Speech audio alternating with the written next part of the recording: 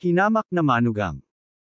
Kabanata 4. Hindi nagtagal bago ang lahat, taimtim na sumugod ang isang nasa edad na 40 na lalaki na may matabang tiyan na parabang puro beer ang laman.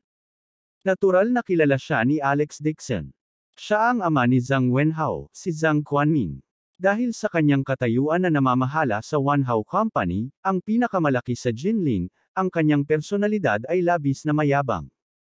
Sa sandaling dumating si Zhang Quanming sa harap ni Wang Lizu, ang kanyang postura ay parang bang gusto niyang magsimula ng away, at sabi niya, ayaw mo bang magpatuloy sa pagtatrabaho dito? Ayaw mo na ba? Si Shuli ay babae ko. Ang lakas ng loob mo na tanggalin siya. Malamig na sagot ni Wang Lizu, ang iyong tinatawag na babae, na si Shuli, ay hindi ginagalang ang mga panauhin at nagsasalita ng bastos. Ang kanyang mga aksyon ay nakakasira sa imahe ng kumpanya at maaaring magdulot ng hindi tumutugon sa tsismis. Pinaalis ko siya ayon sa mga patakaran ng kumpanya. Tulad ng impyerno, pinapahalagahan ko ang mga regulasyon sa kumpanya. Galit na nagmura si Zhang Quanming habang nagpatuloy sa mayabang na tono, ako ang presidente at ang sinasabi ko ay ang mga regulasyon ng kumpanya. Sabihin ko sa iyo, ang kumpanya ay nabili na ng ibang kumpanya. Bago dumating ang bagong may-ari, mayroon akong lakas na itaboy ka ngayon. Tumingin si Alex Dixon kay Sung Yuluo at tumango si Sung Yuluo nang bigla siyang nagsalita. Ako ang taong in charge na ipinadala ng bagong may-ari at sumasang-ayon ako sa kaso ng pagpapaalis sa babaeng ito, si Shuli. Ngayon, may mga reklamo ka ba dyan? Nang marinig ito, natigilan si Zhang Quanming. Nagtaas baba siyang tumingin kay Sung Yuluo at may kainahinala at nagtanong, ano ang pangalan mo? Binigyang diin ni Sung Yuluo ang kanyang pangalan sa bawat salita bilang tugon na may mahinang ngiti sa kanyang mga mata. Ang pangalan ko ay Sung Yuluo. Pakiramdam ni Zhang Quanming ay biglang tinamaan ng kidlat ang kanyang ulo. Nakatanggap lang siya ng email mula sa parent company. Inilarawan ng nilalaman nito ang taong namamahala sa pagtanggap ng paglilipat ng pagmamay-ari ay si Sung Yuluo.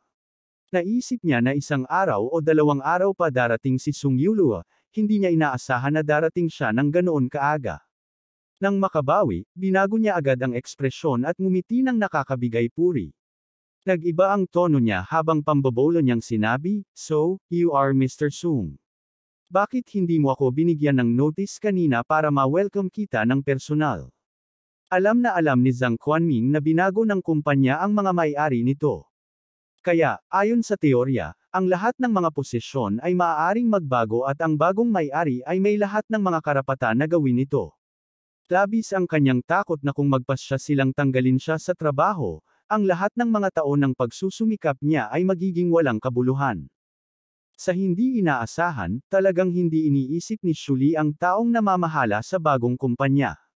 Kung hindi niya sibakin kaagad, baka madamay pa sa kanya, pababa. Kaya naman, agad siyang bumaling kay Shuli, na pinoprotektahan niya kanina lang, at galit na sinabi, Shuli, tanggal ka na sa trabaho.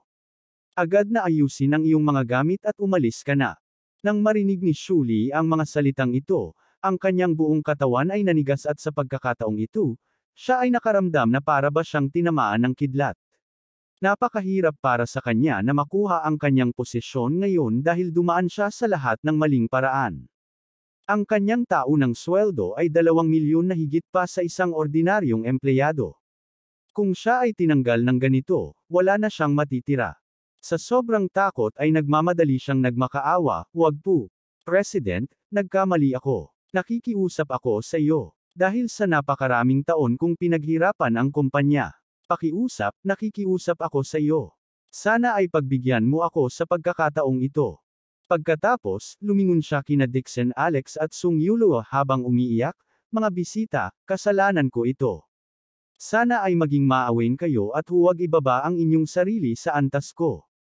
Si Zhang Quanming ay patuloy na sumumulyap sa mga ekspresyon ni Dixon Alex at Sung Yuluo, umaasa sa kanilang mapagpatawad na tingin sa kanilang mga mata. Gayunpaman, nakita niyang tila ayaw patawarin ng dalawa si Shuli. Alam niyang hindi niya mapoprotektahan si Shuli, kaya galit siyang umungol, umalis ka sa aking paningin. Namutla ang mukha ni Shuli. Lumuhad siya sa sahig, hinawakan ang mga binti ng pantalon ni Zhang Quanming at umiyak ng malungkot, President Zhang, nagkamali ako. Sana mapatawad mo ako sa pagkakataong ito. Malamig nang umuso si Zhang Quanming at sinabing, walang silbi kahit magmakaawa ka sa akin. Si Mr. Sung ang may huling masasabi sa bagay na ito. Mabilis na itinuro ni Sung Yuluo si Dixon Alex at walang ekspresyon na sinabi, lahat ay batay sa mga salita ni Young Master Dixon. Ang mga pulang mata ni Shuli ay tumingin kay Dixon Alex at gumapang ito pasulong upang lumuhad sa harap niya. Pagkatapos ay, sinampal niya ang kanyang sarili ng ilang beses habang humihikbi, Young Master Dixon, alam ko ang mga pagkakamali ko. Patawad na po, sana mapatawad mo ako. Hindi na ako mangangahas pa na kumilos ng walang prinsipyo. Kumunot ang noo ni Alex Dixon at tumingin sa kanya habang tumutugon ito sa malamig na tono, kung hindi ko ba ito kilala, magiging magalang ka pa ba sa akin? Baka matagal mo na akong pinalayas. Natakot si Zhang Quanming na magalit si Young Master, kaya dali-dali niyang sinigaw si Shuli, bakit hindi ka pa umaalis dito? Hinihintay mo bang kaladkarin ka pa ng mga security guard? Bilisan mo. Pagkatapos magsalita ni Zhang Quanming, magalang niyang sinabi kina Dixon Alex at Sung Yuluo, sana makapunta ka sa opisina ko at makapag-usap tayo. Tumanggi si Alex Dixon, hindi na kailangan. Wala akong gustong sabihin about sayo.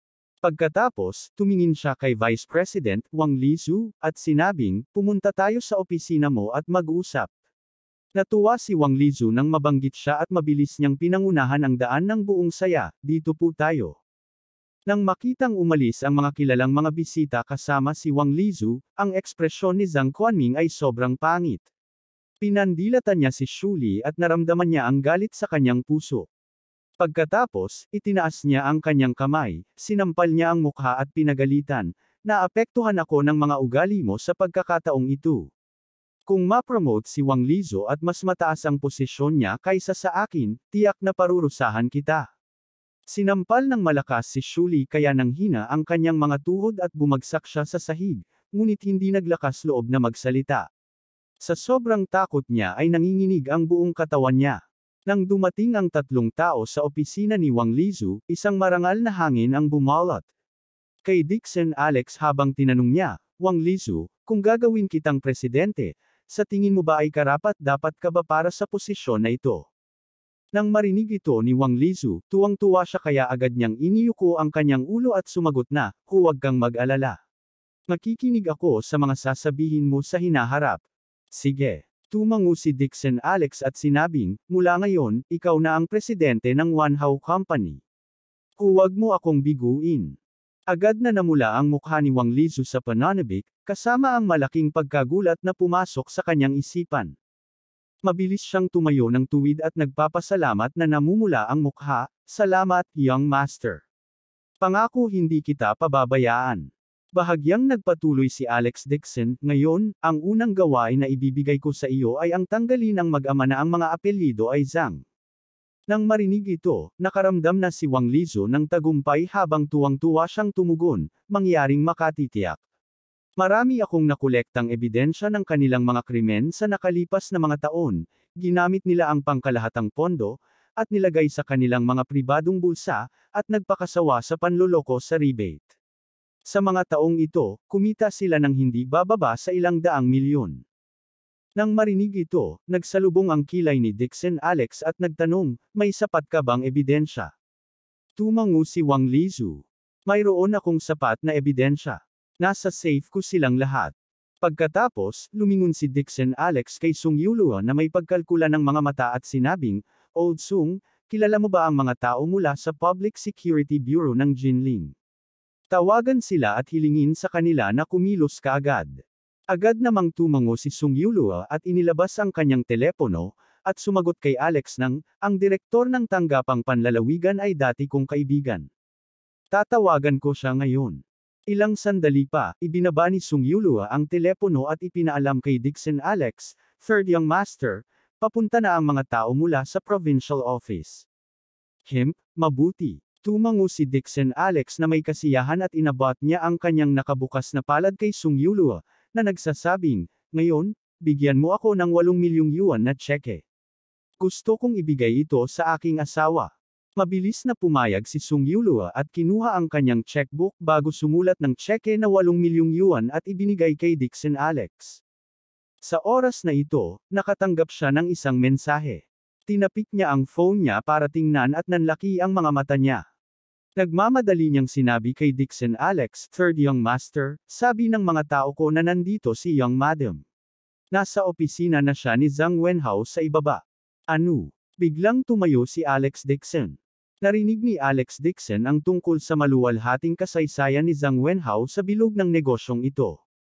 Sabi ng mga tao, pinakagusto niyang makipagtalik sa kanyang mga babaeng subordinate sa kanyang opisina. Kung hindi sila sumang-ayon, sila ay idodroga at gahasain para sa kanyang kalooban, pagkatapos ay takasan ang bawat kahihinatnan dahil siya ay nagmula sa mayamang family. Ang sabi ng tsismis ay mahigit isang babaeng nasasakupan ang nadroga niya sa kanyang opisina. Kung nagpunta si Lewis Jane sa kanyang opisina ngayon dahil sa pera, baka pinagplanuhan siya ng imoral na lalaking iyon. Kaya naman, hindi na ito inisip ni Dixon Alex at agad na lumabas ng pinto, papunta sa opisina ni Zhang Wenhao. Nang makitang tumakbo si Dixon Alex na nag-aalala, hahabulin sana siya ni Wang Lizu para tulungan siya, ngunit pinigilan siya ni Sung Yulua. Matigas niyang sabi, "Hayaan mo na lang si young master ang bahala sa private matter niya. At dapat mong tandaan na huwag maibunyag sa publiko ang kanyang pagkakakilanlan."